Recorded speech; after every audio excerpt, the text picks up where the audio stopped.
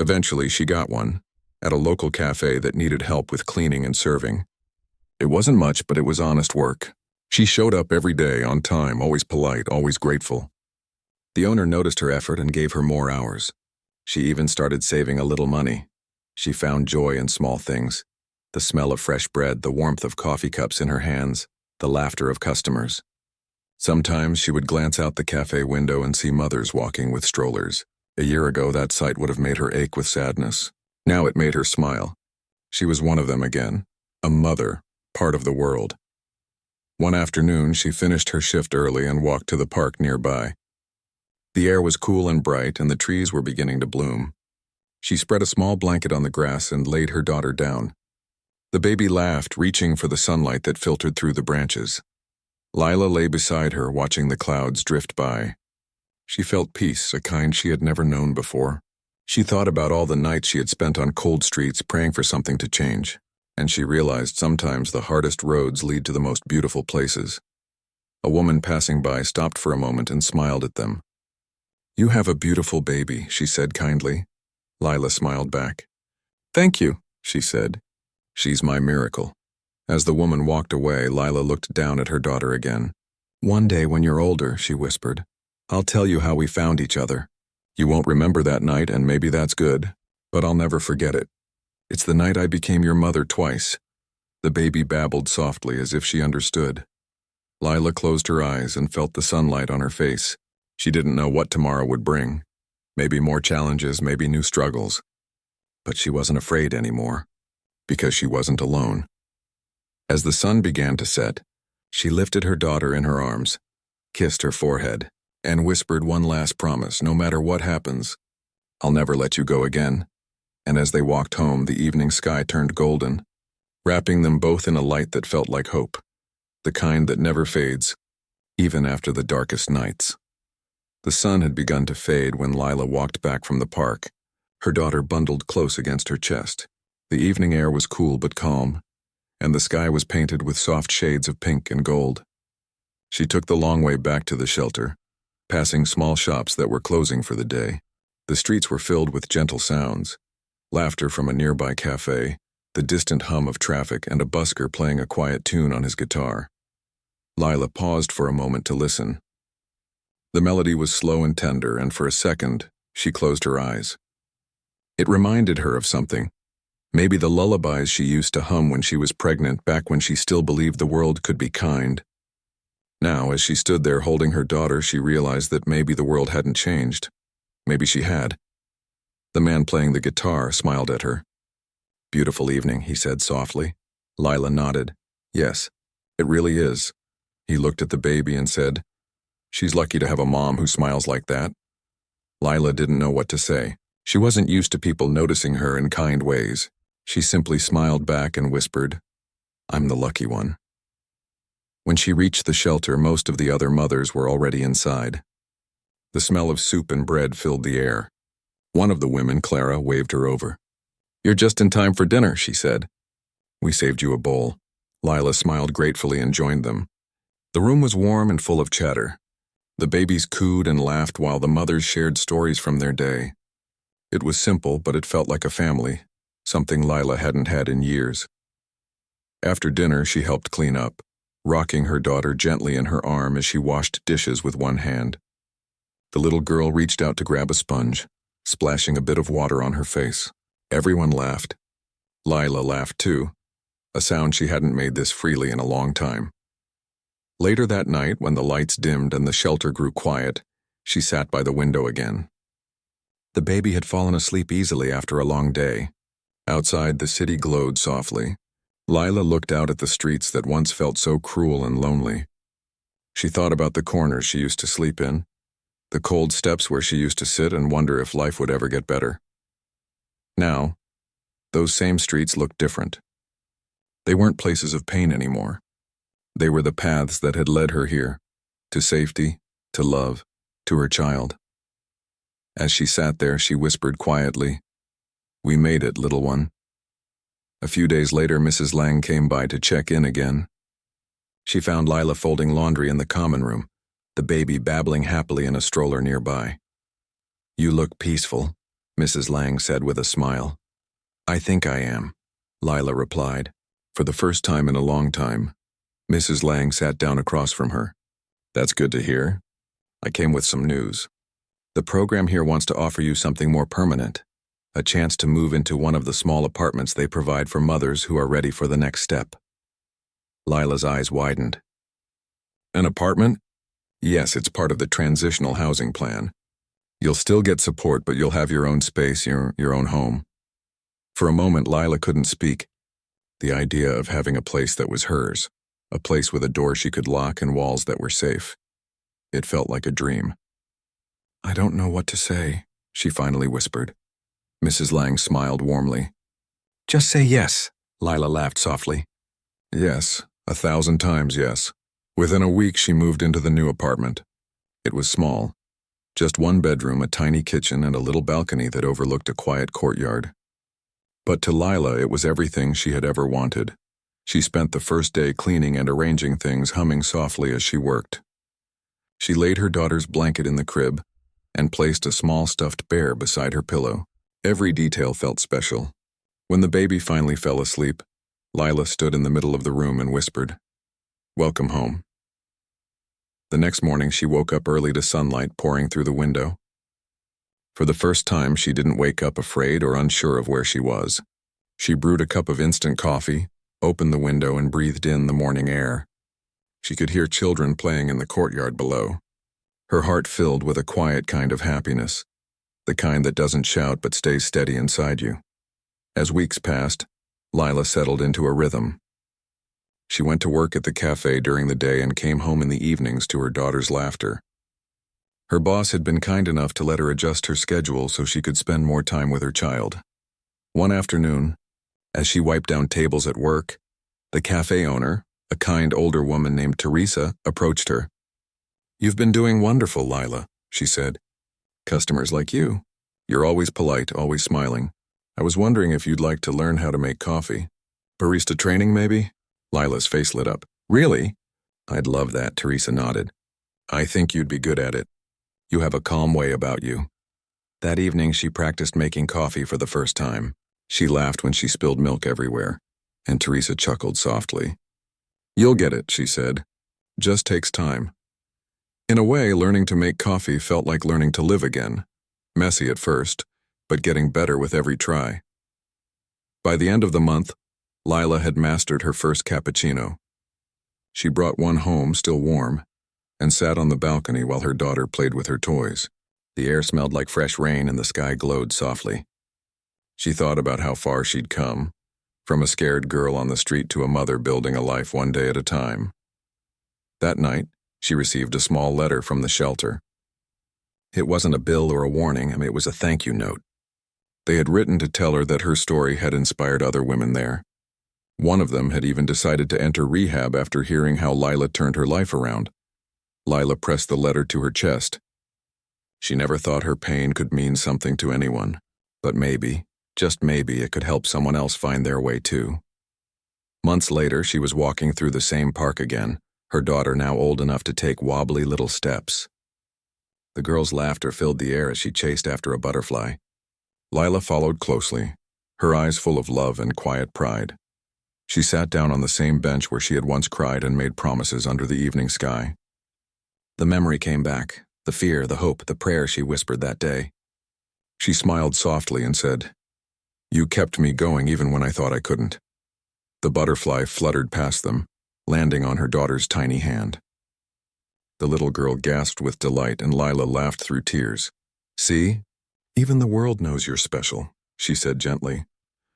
As the sun began to set again, painting the sky in gold and pink just like that day months ago, Lila realized something. The story she thought had ended that night in the alley hadn't ended at all. It had only begun.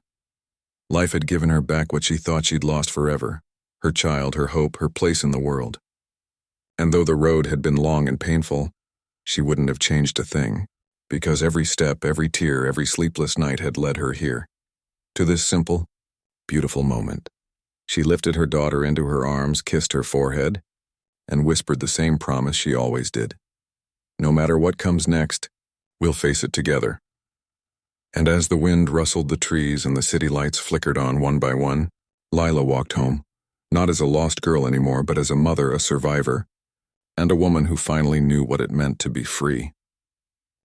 Lena had no idea. She woke up early as usual, helping her mother sweep the floor in heat water. Her body ached and her throat hurt when she breathed. But she didn't complain. She just moved quietly, trying to act normal. Her mother looked at her and said softly, "You don't have to go out today." Lena hesitated. "But we need food," she said. Her mother touched her cheek and smiled weakly. "We'll find a way." Later that morning, a few people came by their small home. One woman, a neighbor, looked excited. "Have you seen it?" she asked. "The video. It's all over the internet.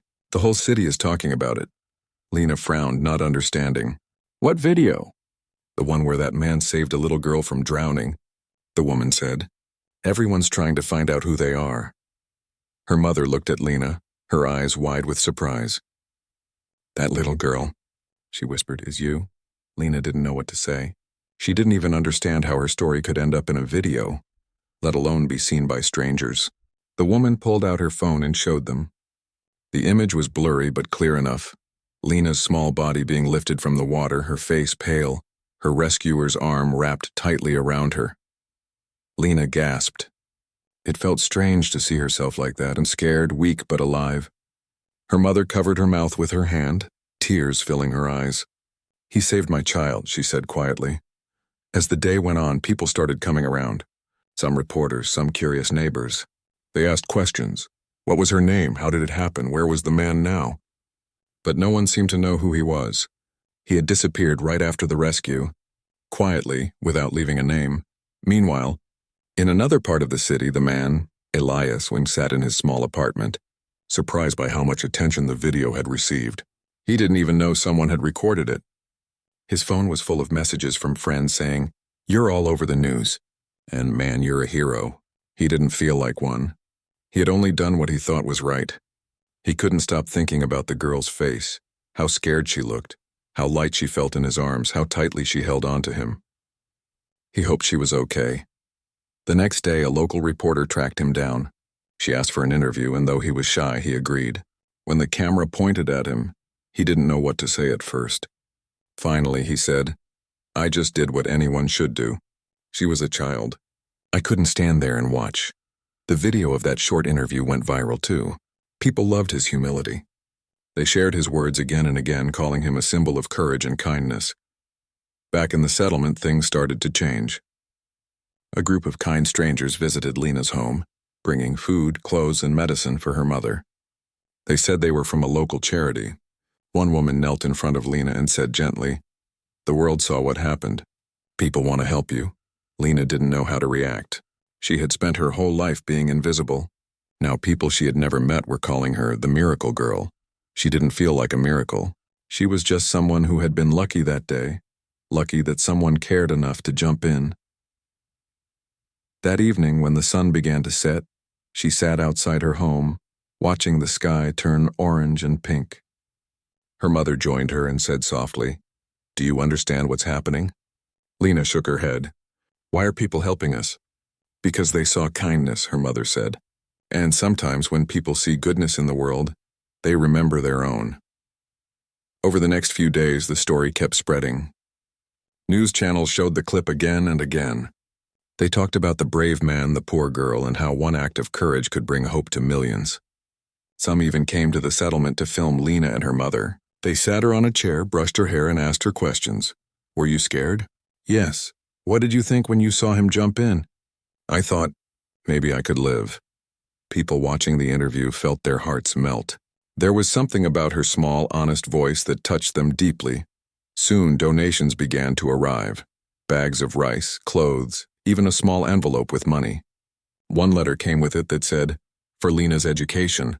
"Every child deserves a chance," her mother cried when she read it. She had spent years worrying about how to send Lena to school, and now, strangers from far away wanted to make it happen. One morning, a car stopped near their home. A man stepped out holding flowers. It was Elias. He had been trying to find them ever since the news broke. When Lena saw him, she froze for a moment, then ran to him. He smiled shyly. "I'm glad you're okay," he said. She nodded, still speechless. Her mother came forward and took his hands. "I don't know how to thank you," she said, her voice trembling. "You gave me my daughter back." He shook his head. "You don't have to thank me. I only did what I hoped someone would do for me." A small crowd gathered, clapping softly as they spoke. Someone took a picture of them, the man who saved a child and the mother who couldn't stop crying. That photo was shared everywhere online.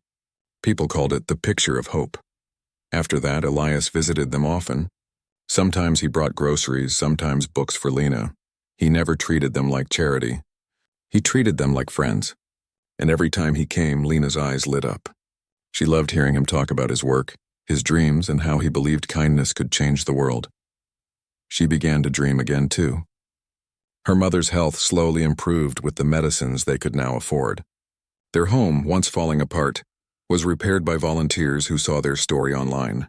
A local school even offered Lena a scholarship. The day she put on her new uniform for the first time, she couldn't stop smiling. As she stood by the mirror, her mother said, "You see, my love? Dreams don't disappear. Sometimes they just wait for the right moment." Lena hugged her tightly. "When I grow up," she said softly, "I'll help others too, just like he helped me." The story continued to travel, across cities, across borders. People wrote about it, shared it, talked about how a single act of courage could remind the world of compassion.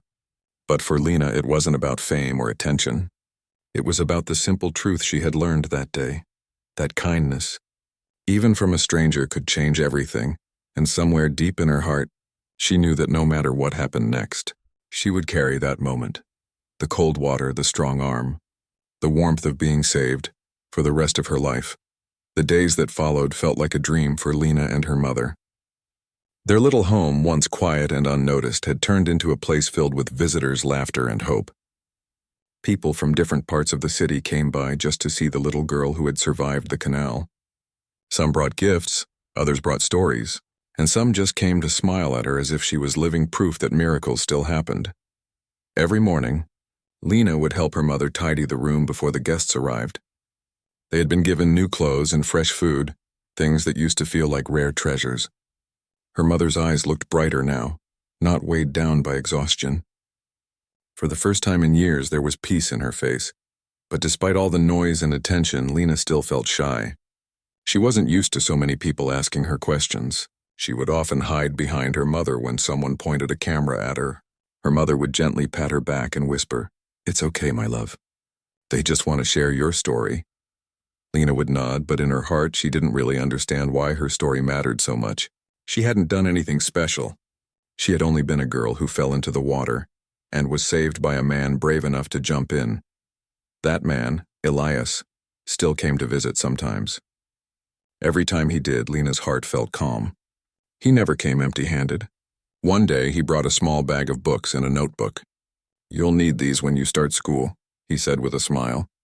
"You're going to learn so many things." Lena held the books tightly. "I don't know how to read well yet," she admitted shyly. He smiled. "Then we'll start with the first word together." That evening, Elias sat with her outside using a candle for light. He taught her how to spell her name properly. She repeated each letter carefully, her small fingers tracing the shapes on the page. When she finally wrote it by herself, Lina, she looked up at him, her eyes glowing with pride. "I did it," she said. "Yes," he replied softly. "You did." It became their little tradition. Every time Elias visited, they would spend an hour reading or writing something new. Lena's mother would watch them from the doorway, her heart swelling with gratitude. For her, Elias was not just the man who saved her daughter's life. He was someone who had given them both a new sense of purpose. As the weeks passed, the attention around the story continued to grow.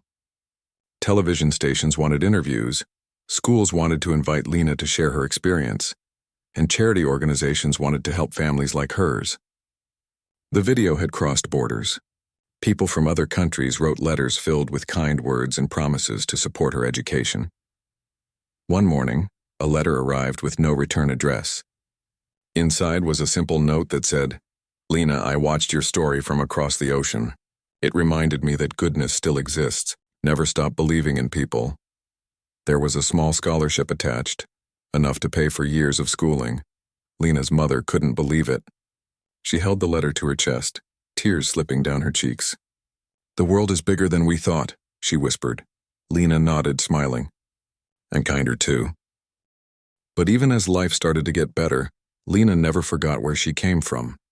Whenever she saw children still collecting bottles or sitting hungry by the road, she felt something in her heart. She would often ask her mother if they could share some food or give away old clothes. Her mother never said no. "We know what it feels like to have nothing," she said. "So we must give when we can." One afternoon, the local community center invited Lena and Elias to an event. They wanted to celebrate stories of kindness and courage. Lena wore a clean blue dress, the one a kind woman had gifted her. She stood on stage beside Elias, surrounded by cameras and bright lights. Her hands trembled, but Elias leaned down and whispered, "Just speak from your heart." She nodded and took a deep breath. The crowd went silent. "My name is Lena," she began softly. "A few months ago, I almost lost my life. I fell into a canal and a man I didn't even know saved me. I was very scared, but he didn't think twice before helping. I don't remember everything that happened that day, but I remember his hand reaching for me. I think about it every day. It taught me something important, that even when the world feels dark, there are people who will still choose to be light." The room was silent for a moment, and then everyone began to clap. Some people had tears in their eyes.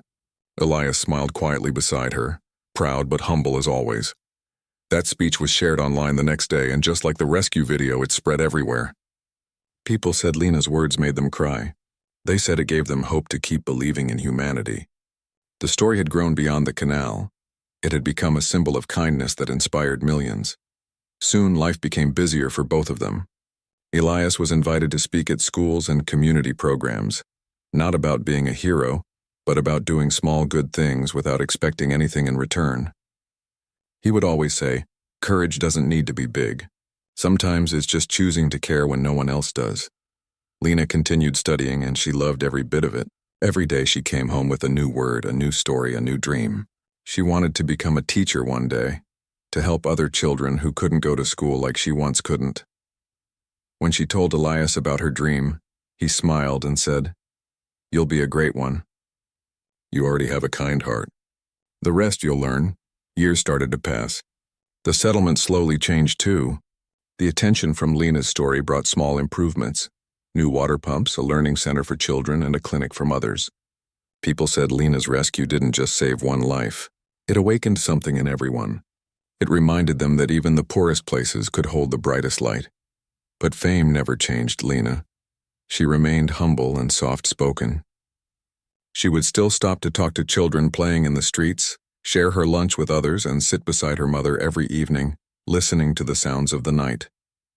Sometimes she would look at the canal from a distance, calm and quiet now, and remember that day. Not with fear anymore, but with gratitude. Her mother often said, "We were once forgotten by the world, but now the world remembers us because of one act of kindness." Lena would smile. "It's not just kindness," she'd reply. "It's love." One day, a famous journalist visited them to make a documentary about the story that had touched millions. The cameras followed Lena through her day, at school, at home, helping her mother, laughing with friends. They filmed Elias too, still working at his regular job, still living simply. When the documentary aired, it broke records. People from all over the world sent messages saying the story gave them hope during difficult times. It wasn't just about a poor girl being rescued anymore. It was about humanity, about how love and courage can connect strangers and change destinies. And yet, for Lena, the most beautiful moments were still the simplest ones. When she sat by the window reading, when she helped her mother cook, or when she saw a child smile after she gave them a piece of bread, those were the things that truly mattered. One evening she asked her mother, "Do you think I'll ever be able to help others the way Elias helped me?" Her mother smiled. "You already are. Every smile you give, every kind word, every small act, they all matter. You're already changing lives." Lena thought about that long after the lights went out. She realized that kindness didn't have to be grand or heroic. Sometimes it was as simple as sharing what little you had, or holding someone's hand when they were scared. That was the lesson she carried from that day. The lesson that turned her story into something the whole world would remember. Time passed quietly. But for Lena, Life had turned into something she once only dreamed about. The little girl who used to search for bottles on the streets was now a student at a real school. Every morning she woke up early, dressed in her clean uniform, and tied her hair neatly with a blue ribbon her mother had made from an old piece of cloth. Her mother would watch her leave each morning, her eyes filled with pride and emotion. "Study well, my love," she would say softly. "Your dreams are waiting." Lena always smiled back. "I will, Mama, I promise." Though her life had changed in many ways, Lena never forgot where she came from. When she walked to school, she still greeted the street vendors, the children playing by the road, and even the stray dogs that followed her sometimes. She still remembered the smell of rain on muddy ground and the sound of laughter echoing through the narrow lanes of her old neighborhood. At school, Lena quickly became one of the most loved students. Her teachers admired her determination. She might not have had the best books or the fanciest shoes, but she studied harder than anyone.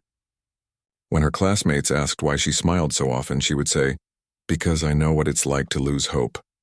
And I never want to forget how it feels to find it again."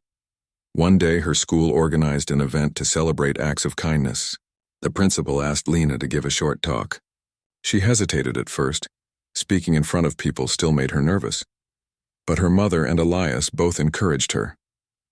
"Just tell them your story," Elias said gently.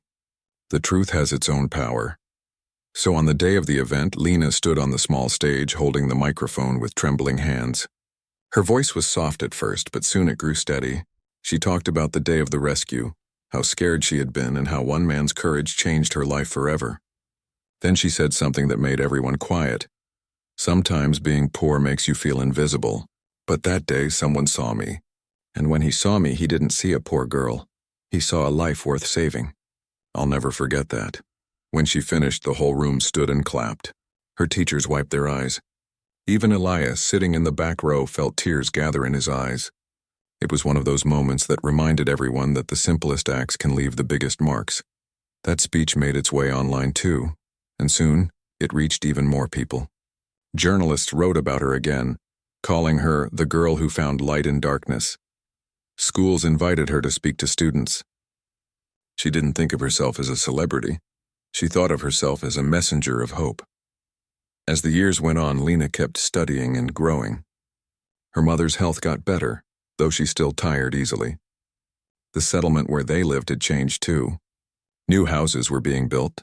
Children were going to school, and the once forgotten place was slowly becoming a real community. People often said, it all started because of Lena's story. Lena would always shake her head and say, "No, it started because someone cared." She kept in touch with Elias. He was still the same humble man, working quietly, never taking credit for what happened. He always reminded her to stay kind no matter how far she went in life. Sometimes when she had a difficult day or felt lost, she would visit him. They would sit outside his small home and talk about life. "Do you ever think about that day?" she asked him once. "Every now and then," he replied. "But not because I want to remember the danger. I think about it because it taught me something, that we don't need to be rich or powerful to make a difference. We just need to care enough to act." Lena smiled. "You make it sound so simple." "It is simple," Elias said. "The world only becomes better when ordinary people do small good things." Those words stayed with her. One day a letter arrived at Lena's school from a large charity organization. They had seen her story online and wanted to offer her a full scholarship to continue her studies in another city. It was an opportunity that could change her future forever. When she showed the letter to her mother's eyes filled with tears. Happy tears this time. "You see, my love," she said, holding her daughter's hands, "everything we went through was leading to this moment. You've earned it." But Lena hesitated. She didn't want to leave her mother alone. The thought of being far away scared her. Elias came to visit that evening. When she told him about the offer, he smiled proudly. "This is your chance," he said. "You have a light in you, Lena. Don't hide it. Let it shine everywhere you go." Lena looked at him quietly and asked, "But what if I fail?" He placed a hand on her shoulder. "Then you'll try again. You've already survived more than most people ever will. You'll be fine." That night, Lena couldn't sleep.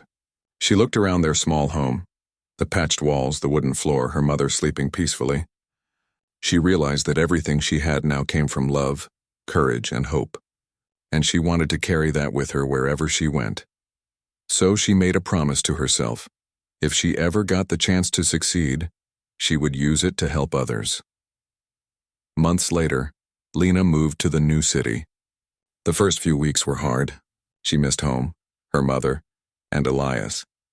The city was huge and noisy, full of strangers who barely looked at one another. But slowly she adjusted. She studied hard, made friends, and continued sharing her story when people asked.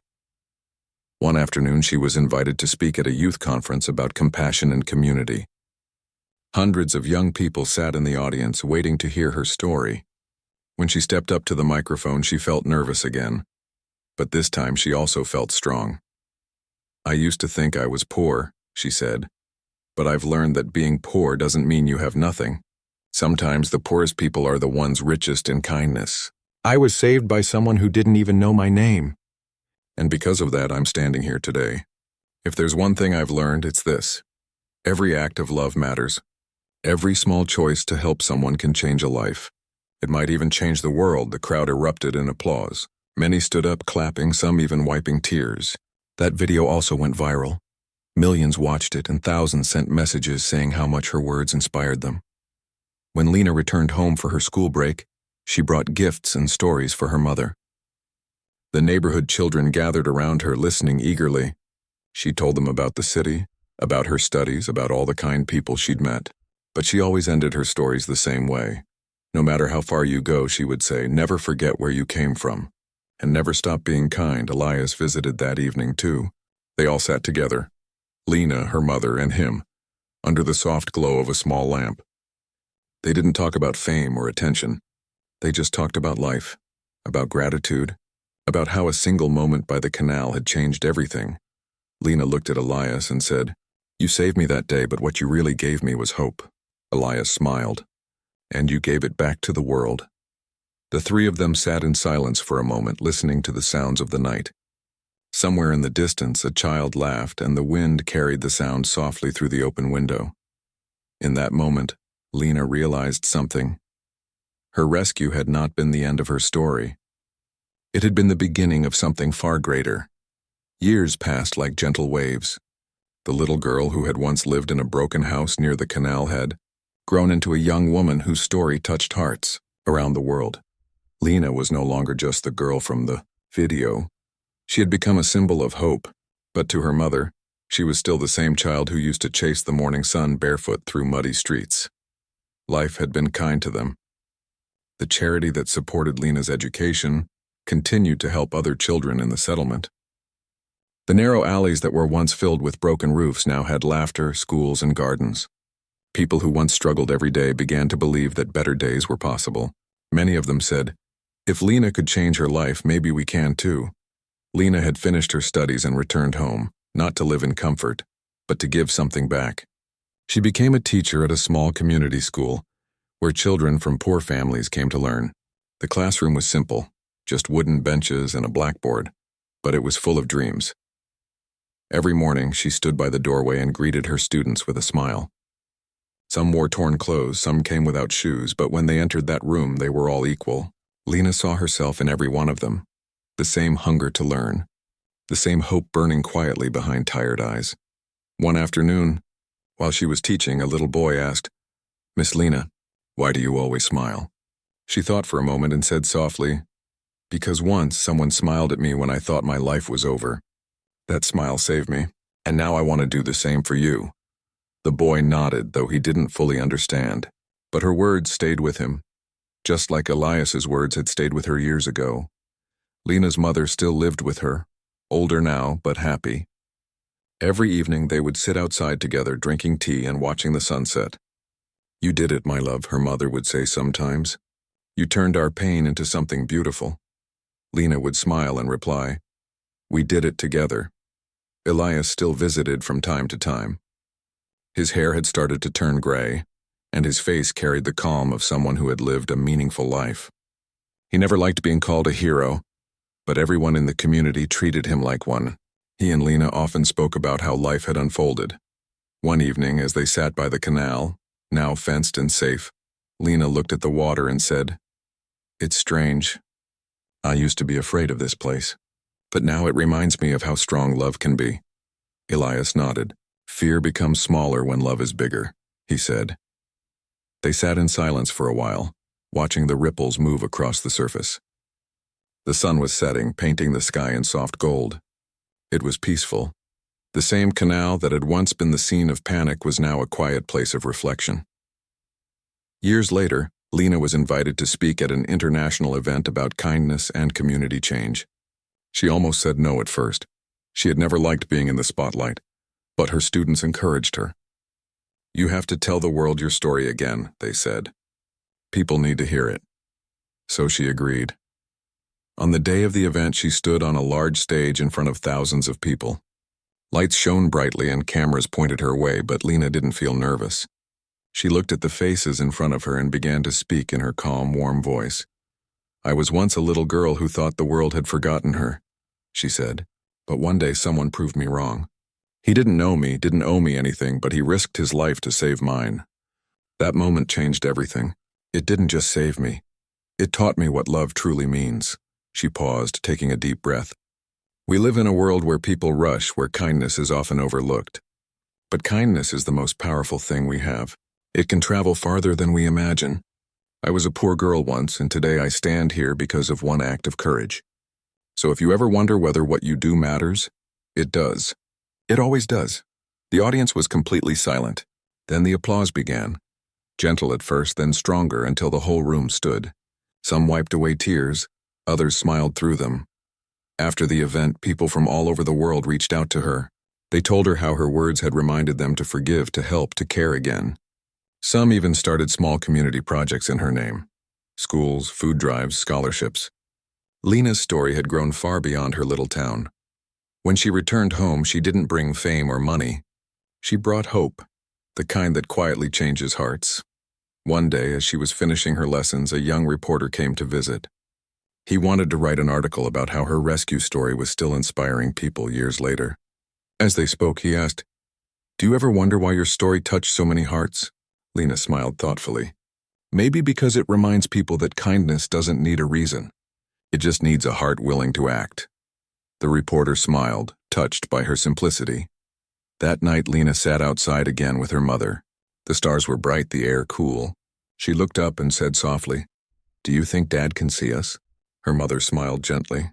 "Of course he can. He's proud of you. We all are." Lena closed her eyes for a moment, feeling a quiet peace settle inside her.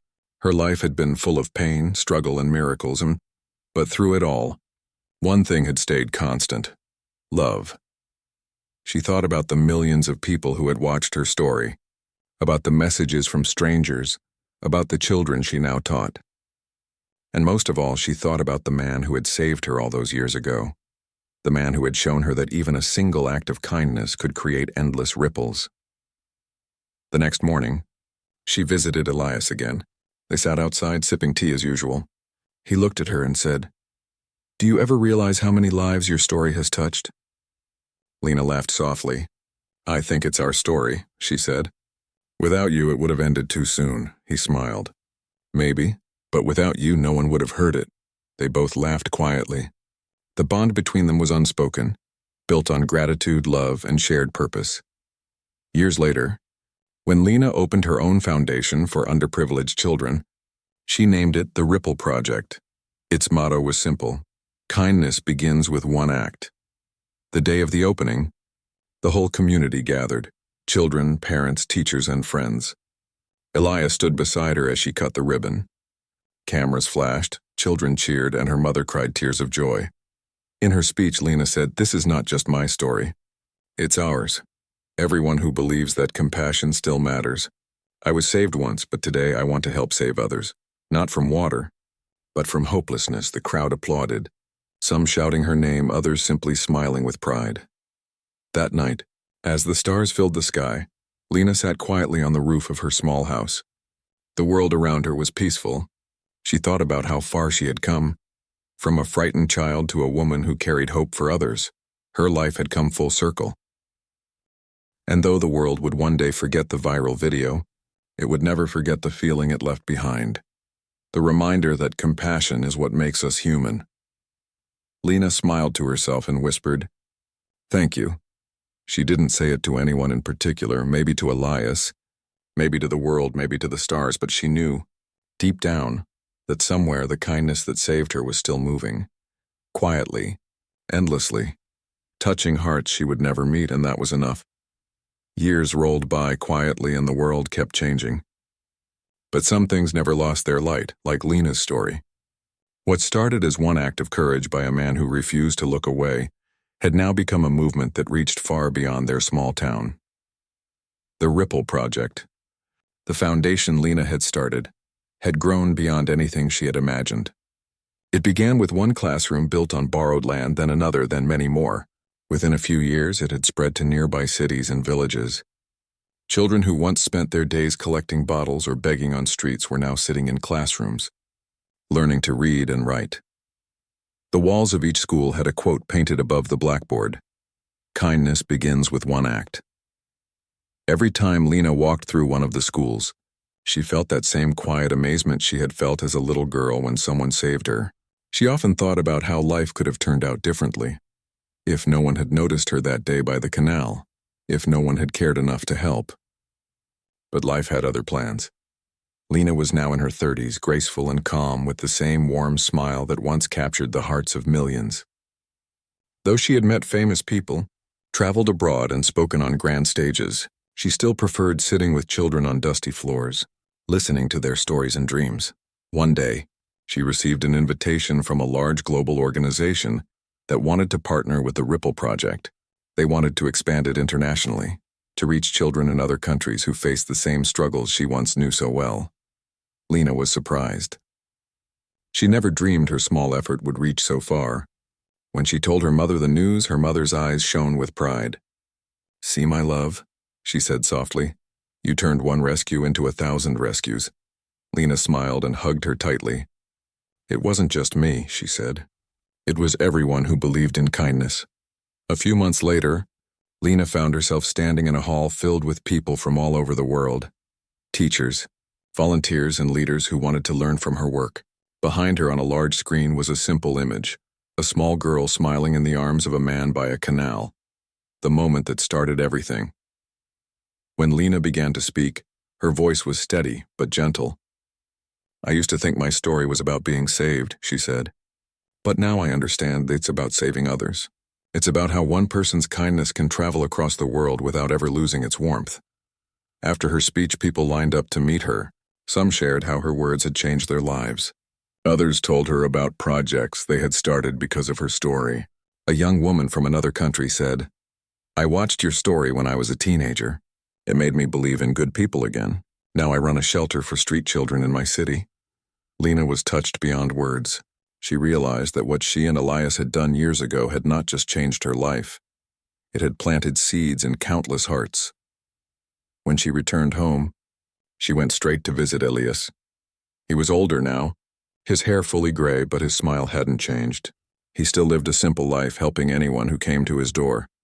She told him everything: the speech, the people she met, the schools that were now being built in other countries. Elias listened quietly, nodding. After a moment, he said, "You see, Lena, that's what kindness does. It travels farther than we can ever go." Lena smiled. "I wish you could have been there," she said. He laughed softly. "I don't need to be there. I see it all right here, in you." That evening, as they sat together watching the sunset, a group of children ran by, laughing and playing. Lena watched them and said, "They remind me of myself when I was their age and before everything changed." Elias nodded. "And now they'll grow up believing that change is possible. That's the gift you've given them." A few months later, Lena traveled again, this time to a small coastal village in another country where the first international Ripple school was being built. The village was poor, its houses made of wood and tin, but the people were full of energy and hope. When Lena arrived, the children ran toward her, shouting her name. They had seen her story on television and couldn't believe she was real. She laughed and hugged them one by one. One girl, about the same age Lena had been when she was rescued, looked up at her shyly and said, "Miss Lena, I want to be like you when I grow up." Lena bent down, smiling. "You already are," she said softly, "because you believe in kindness." The school was small but full of joy. Every wall was painted in bright colors with drawings of open hands, smiling faces, and hearts connected by waves. It was more than a school. It was a message written in paint and love. At the opening ceremony, Lena spoke again. This place is proof that kindness has no borders. We all come from different lands, but love speaks one language. After the event, she walked alone along the beach. The sound of waves reminded her of the canal from long ago, but this time there was no fear, only peace. She thought of Elias, her mother, and the millions of people whose lives had touched hers in ways she could never fully understand. The following year, the Ripple Project reached 5 more countries. News channels and magazines wrote about it. But what mattered most to Lena wasn't the attention, it was the stories. Letters poured in from children around the world, thanking her for giving them a chance. One letter, written in shaky handwriting, said, "I used to sleep hungry, but now I go to school. I want to be a teacher like you." Every time she read a letter like that, she would whisper, "Thank you, Elias," as if sending gratitude through the air. When Elias passed away peacefully a few years later, Lena felt a deep sadness but also gratitude. At his small memorial, she spoke softly. "He didn't just save my life, and he gave meaning to it. And through him, thousands of lives were changed." To honor him, she renamed the main school in her town the Elias Center for Hope. On the first day after the sign was placed, she stood before it with tears in her eyes and whispered, "You'll always be part of every good thing that happens here." Years went by. Lena grew older, but her spirit stayed young.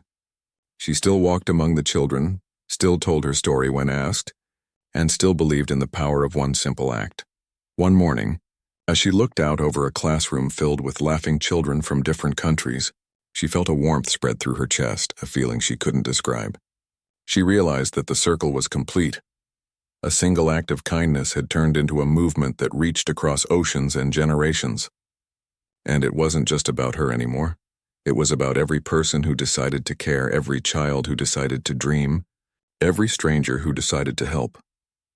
As the sun streamed through the classroom window, Lena smiled to herself and thought, "This is how the world changes, and not through power or wealth, but through kindness that never stops moving." And somewhere, in the laughter of children and the whisper of the wind, it felt as if the world itself was saying thank you.